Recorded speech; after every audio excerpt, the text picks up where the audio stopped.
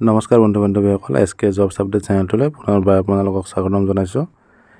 নিযুক্তিলৈ মুখ্যমন্ত্ৰীৰ ডাঙৰ ঘোষণা যে নিযুক্তি কেতিয়া দিয়া হ'ব বা ৰিজাল্ট সকলোখিনি বিভাগৰ কেতিয়া ঘোষণা কৰা হ'ব, ইয়াৰে এখন তালিকা মই আপোনালোকক পঢ়ি শুনাইছোঁ।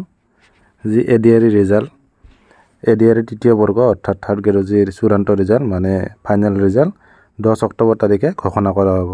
কিন্তু আমাৰ হিমন্ত বিশ্ব শৰ্মা ডাঙৰীয়াই ঘোষণা কৰিছিল যে 10 অক্টোবৰত এপইণ্টমেণ্টখিনি দিয়া হ'ব।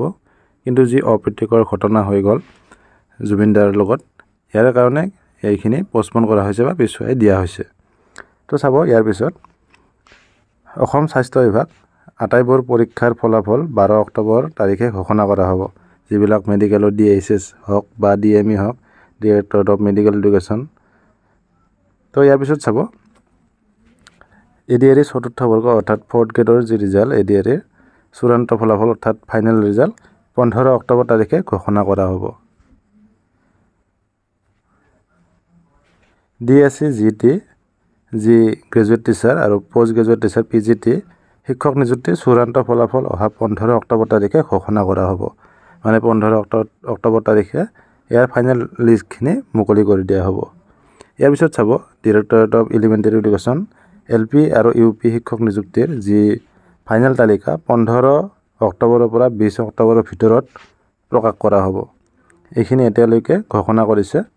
ইয়াৰ পিছত চাব, 10 অক্টোবৰ তাৰিখে অনুষ্ঠিত হ'বলগীয়া নিযুক্তি পত্ৰ বিতৰণ অনুষ্ঠান পিছুৱাই দিয়া হৈছে। ইয়াৰ নতুন তাৰিখ 25 বা 26 অক্টোবৰত হ'ব বুলি ইয়াতে উল্লেখ কৰিছে। ভিডিঅ'টো ভাল লাগিলে লাইক কৰিব। যদি চেনেলটোত প্ৰথমবাৰ আহিছে, চেনেলটো ছাবস্ক্ৰাইব কৰি বেল আইকনটো প্ৰেছ কৰি থ'ব। নিযুক্তিলৈ মুখ্যমন্ত্ৰীৰ ডাঙৰ ঘোষণা যে নিযুক্তি কেতিয়া দিয়া হ'ব বা ৰিজাল্ট সকলোখিনি বিভাগৰ কেতিয়া ঘোষণা কৰা হ'ব, ইয়াৰে এখন তালিকা মই আপোনালোকক পঢ়ি শুনাইছোঁ। যি এডিআৰই ৰিজাল্ট, এডিআৰই তৃতীয় বৰ্গ অৰ্থাৎ থাৰ্ড গ্ৰেডৰ চূড়ান্ত ৰিজাল্ট মানে ফাইনেল ৰিজাল্ট 10 অক্টোবৰ তাৰিখে ঘোষণা কৰা হ'ব।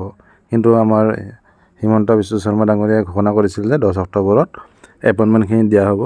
কিন্তু যি অপ্ৰীতিকৰ ঘটনা হৈ গ'ল জুবিন দাৰ লগত, ইয়াৰ কাৰণে এইখিনি পষ্টপন কৰা হৈছে বা পিছুৱাই দিয়া হৈছে। তো চাব, ইয়াৰ পিছত অসম স্বাস্থ্য বিভাগ আটাইবোৰ পৰীক্ষাৰ ফলাফল 12 অক্টোবৰ তাৰিখে ঘোষণা কৰা হ'ব। যিবিলাক মেডিকেলৰ DHS হওক বা DME হওক, ডিৰেক্টৰেট অফ মেডিকেল এডুকেশ্যন। তো ইয়াৰ পিছত চাব, এডিআৰই চতুৰ্থ বৰ্গ অৰ্থাৎ ফ'ৰ্থ গ্ৰেডৰ যি ৰিজাল্ট, এডিআৰই চূড়ান্ত ফলাফল অৰ্থাৎ ফাইনেল ৰিজাল্ট 15 অক্টোবৰ তাৰিখে ঘোষণা কৰা হ'ব। DSC GT যি গ্ৰেজুৱেট টিচাৰ আৰু পষ্ট গ্ৰেজুৱেট টিচাৰ PGT শিক্ষক নিযুক্তিৰ চূড়ান্ত ফলাফল অহা 15 অক্টোবৰ তাৰিখে ঘোষণা কৰা হ'ব। মানে 15 অক্টোবৰ তাৰিখে ইয়াৰ ফাইনেল লিষ্টখিনি মুকলি কৰি দিয়া হ'ব। ইয়াৰ পিছত চাব, directorate of elementary education LP আৰু UP শিক্ষক নিযুক্তিৰ যি ফাইনেল তালিকা 15 অক্টোবৰৰ পৰা 20 অক্টোবৰৰ ভিতৰত প্ৰকাশ কৰা হ'ব। এইখিনি এতিয়ালৈকে ঘোষণা কৰিছে।